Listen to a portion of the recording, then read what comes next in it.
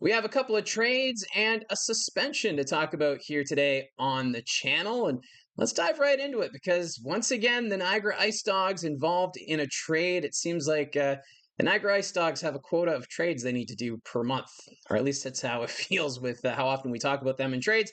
This time, though, they're trading with the Oshawa Generals. Matthew Humphries, the goaltender, has been sent along with the seventh round pick of 2026 from Owen Sound for Brantford's fourth round pick in 2026 and Sault Ste. Marie's seventh round pick in 2028. Now, for Matthew Humphries, he has yet to record a win in the Ontario Hockey League.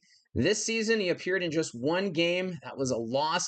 750 save percentage, 8.66 goals against average. Not great numbers for that one game appearance.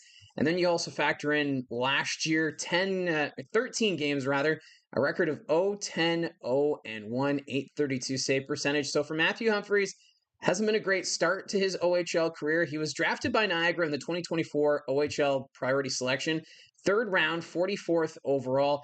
So he's a younger goaltender, 2008 born. So it's still going to take time. Goaltenders, some of them are a little slower to develop. And for the Oshawa Generals, seeing this as an opportunity with them being a younger team, they can actually have some patience and take their time with Matthew Humphries, who's been playing with the Aurora Tigers of the OJHL.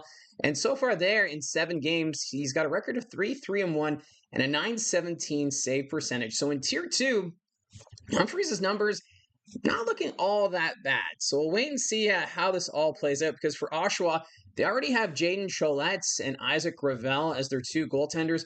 Although Cholette, who they picked up at the start of the regular season from the London Knights, has been getting the bulk of the starts. So it seems as though Humphries may have a chance here to maybe take that backup role with the Oshawa Generals because for Isaac Gravel, it's taken him a little bit to get going at the OHL level. He's got an 0-4 record this year, an 871 save percentage. So for the Generals who are in a rebuild, you take a chance with Humphries, see what he can bring. This may be good for Gravel. You bring some competition here and see what happens in the crease. But yeah, so I know there's some fans who are scratching their head about this trade, Humphries to Oshawa, but I think, for the Generals, you might as well take a chance. And I think Humphries, despite his record at the OHL level, has shown in Tier 2 that, he is maybe capable, more than capable of what we've seen so far. Now, on the Niagara side, coming into the regular season, the question mark was goaltending. And for Vladislav Yermolenko from Belarus, he's fitting quite nicely. So he's definitely the starter. And then Charlie Robertson, who missed most of last year due to injury, weren't sure how he would be coming into this season, but he's fit in quite nicely. So this is where Humphries becomes available, and the Niagara IceDogs get a couple draft picks out of it. Now, the other trade to talk about happened this morning. The Peterborough Petes have traded Caden Taylor to the Owen Sound Attack for Ottawa's third-round pick in 26 and a conditional 5th in 2028. Now, Caden Taylor has not been with the team for the last few weeks. It was reported that he left the team seeking a trade, although the Peterborough Petes organization has never confirmed those rumors, but now that we're seeing a deal here, it kind of confirms those reports without actually confirming that was what was going on. But for Caden Taylor, he's a former first-round pick. He was drafted by the Sudbury Wolves, 9th overall in the 2023 OHL priority selection, and then got moved in his rookie season to Peterborough in the McCoy trade. As that was a year where the Petes selling off their veterans after winning a championship in 2023 and bringing in young talent such as Caden Taylor. And it didn't really pan out, I guess, here with the Peterborough Petes.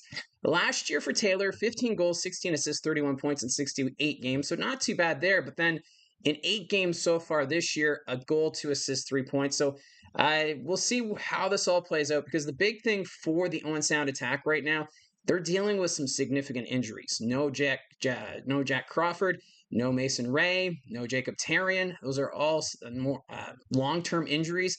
So they need bodies, and the Owen Sound Attack willing to take a chance here with Caden Taylor. So, and the Petes are getting draft pick capital out of this as well. So maybe a change of scenery is what the doctor ordered here for Caden Taylor. And the Owen Sound Attack, we know how much of a good start that they're off to, and we'll see how he fits into the lineup here with this attack team that's been firing on all cylinders from the net out. So Peterborough, I think, doing okay, getting some draft picks here, but the Owen Sound Attack. The big thing is they were the ones that needed bodies to fill a full roster here as they continue to pursue top spot in the Midwest Division.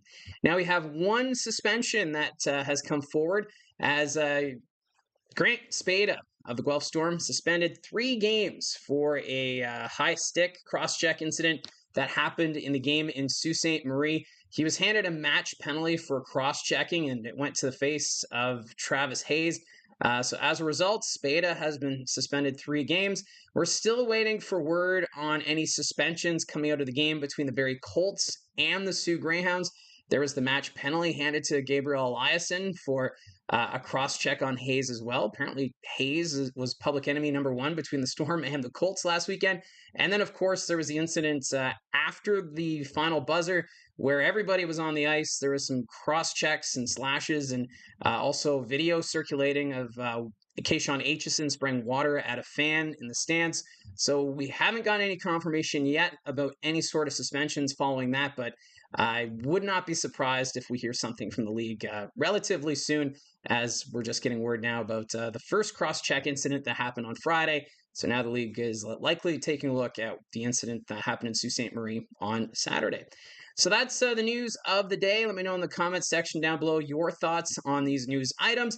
Don't forget to hit like and subscribe. Talk to you again soon.